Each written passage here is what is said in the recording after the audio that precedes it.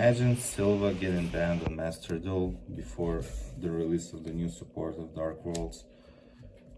Do you think this deck is viable or not? Well, I can tell you it's really viable, because this is just changed with this, and this just goes away. And what we have is a hyper drawing deck that can put a bunch of omni-negates and a bunch of disruption on your opponent, as in you can break the whole board. I've been playing this deck for a while now, and I can tell you that sometimes I don't even want a hand loop. If I go second, I can simply break the whole board of my opponent and just leave him no cards whatsoever and Dkayed. It's as simple as that. Or if I would go first without the hand loop, right, I would simply use gold and I would swarm the field. If you want, we can just simply have a playtest of a hand, and I will show you this right now. Let's take out the Sillva, and let's say Cerulli is, I don't know, any random card. Let's say Ash Blossom, just to show you how irrelevant that would be, right? So let me quickly shuffle the deck, and I will show you this on the spot. We'll play solitaire for a moment and see where we can go with the whole opening hand that we get.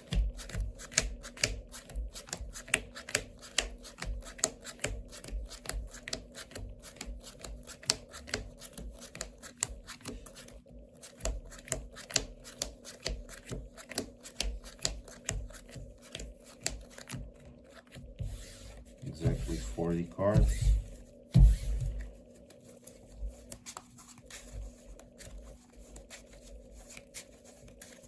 As you can see, it's all the same as before I showed you. The same deck, only minus the Sillva, minus the Cerulli. And let's say Cerulli is Ash Blossom, even though it can be an upstart goblin for you Master Duel players. So, let's say I'm going first, right? 1, 2, 3, 4, 5. Let's see what we have. This is the hand that we opened. So, let's consider the fact that they have no hand traps, and you can just pop off, just for you to show you how this works. So, whenever you see Genta, you go Genta first, always, just to cycle the deck. And you're gonna get Gates of the Dark World. Right now, you can draw any kind of card. You can go this, you can go that, but I would rather go upstart and see what I draw. I draw a session. Okay.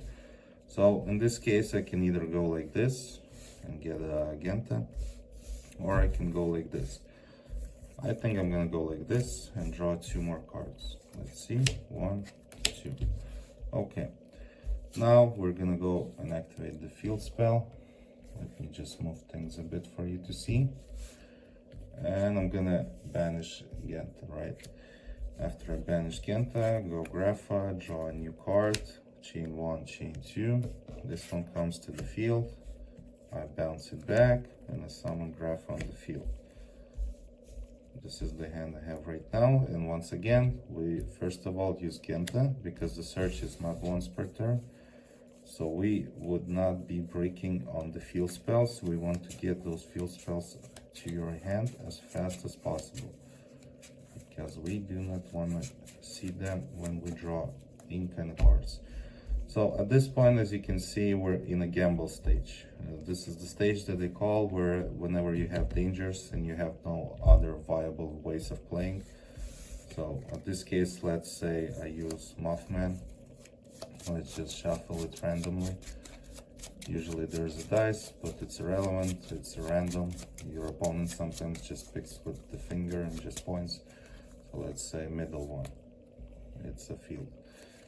So Mothman comes to the field, we draw a card, it's another Mothman.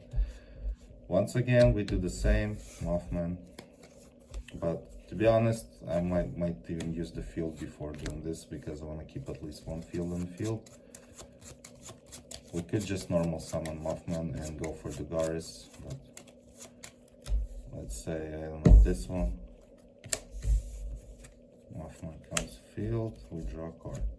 Okay, so since we have 2 level 4 monsters, we're gonna overlay and start extending into Dugaris, so that Dugaris will be able to give us another 2 draws. And we're gonna keep on drawing. Use Dugaris, pop 2 cards, and we will discard 1. Since the best discard option here is Nessie, I'm gonna discard Nessie and search with Nessie. And in this case, I want a Fiend monster, so I'm gonna go for Chupacabra, just to be able to use the field spell. Okay. At this point, I'm using the field spell to banish a Fiend. It can be any kind of Fiend at this point, because Genta's special summon effect is only once per turn. We discard Chupacabra, I draw a card. Chupacabra's effect, I get a danger monster on my field. We have a total of 3 monsters, so if we get a 4th one, we are able to go Seryuja. So we can try to go danger, but I'm gonna go dealings. Draw. Okay, this is even better. I'm gonna discard Zephyrus, bounce the field to my hand, summon the Zephyrus to use all these 4 monsters for a link summon of Seryuja. This is our hand. We get Seryuja, right? And he lets us draw 4 more cards. 1, 2, 3, 4. So one of the options we're gonna bounce is the field, because we have a Genta to search the field. Lava Golem is also necessary, so we take out the Lava Golem. And 2 snows might be also bad, but let's put the snow back. So we put it to the bottom of the deck, but we also use Genta on the spot, and we will search for that field spell that we just put back to the deck.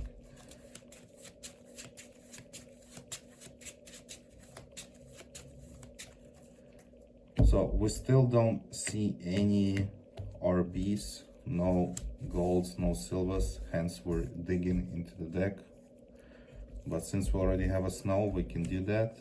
I use the field spell, banish any kind of Fiend monster from your grave, send snow to the grave, draw a card, there's the RB.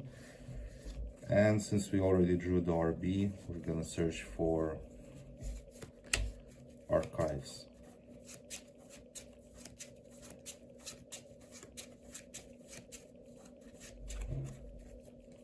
Okay, so now we're gonna go Catalyst with RB to activate RB effect, and we're gonna search for the gold. And since we have a Grapha and RB in grave, we can start cycling them to start linking up.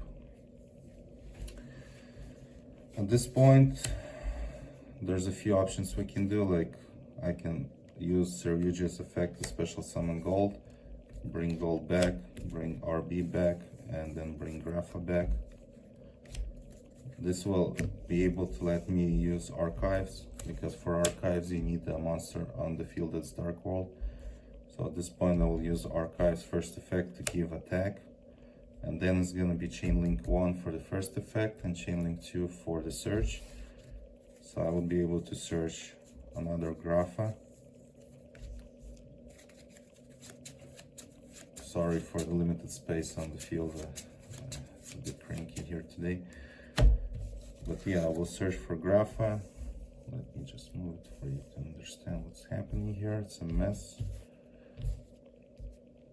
And at this point, we also draw 2 cards after we discard something. So we'll discard the gold and draw 2 cards for the second effect of archives. Gold comes back, we bounce the gold, and RP comes back. So at this point, there's multiple options you can go for. You can go straight up for the Yapalooza, like this. have 4 material Appaloosa.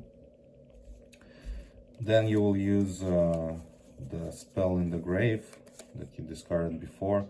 It has a second effect to bring it back to the hand and discard Dark World monster, would be the gold, because it special summons itself and it's searchable with RB. It comes back, you bounce it back, get a monster, and we still haven't normal summoned yet. Remember that. We're gonna use this to pitch these two and get this on the field. Gold will activate, we'll summon it, bounce it back, summon the Grapha, overlay Zombie-Stein. So at this point we still have like 5 cards in our hand and we still haven't done a normal summon. And we already have 3 Omni negates on the field. Appaloosa with 4 negates, this one with 1 negate, and this one with 1 negate. And we can still keep on pushing. Like we can still normal summon and bring back the Grapha from the grave if we really want to. If you have an Eradicator, for example, in your main deck. There's multiple options you can do. You could have just, without going for Zombie-Stein, went with these 3 for Coach King and draw 3 cards, but since I already have 5 cards, I don't really want to draw anymore. I don't want to deck out because I'm 1, 2, 3, 4, 5, 6, 7, 8, 9, 10, 11, 12, 13, 14 cards left in my main deck. And if I would be going for dangers and continuing to grind, I would be able to simply deck myself out and lose the game, but I don't want to do that. So at this point, you can be simply spamming any kind of XCs, link monsters that you want. You can go for IP Masquerena. You can do a lot of options here, like whatever you choose to do, because you have a lot of power to do that. And imagine you're going second. You can simply break the opponent's board with this kind of resource management, because look, you still have so much. You still have 3 lava golems in your deck. You have Graphas to pop their cards. You have Bigfoots to pop their cards.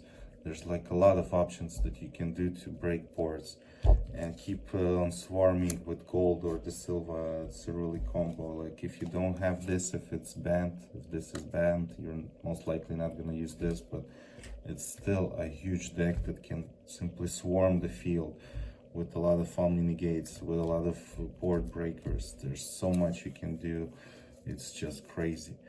And the best opening for you to start doing any kind of things is of course this and this. This is the best option, the best one, because this one, it's a basic combo that we always see with these two. You pitch this, you get the field spell. With the field spell, you're gonna be able to activate it and use it for Genta Banish, send RB. Then you're gonna draw 1 card, you're gonna activate this, then RB is gonna activate. You will search for a Grapha, or if you wish, for a gold or Sillva, depending on the format that you're playing in. But let's say it's a Grapha, right? You get a Grapha, and look, from 2 cards, you already made 4 cards. It's crazy, right? It's crazy.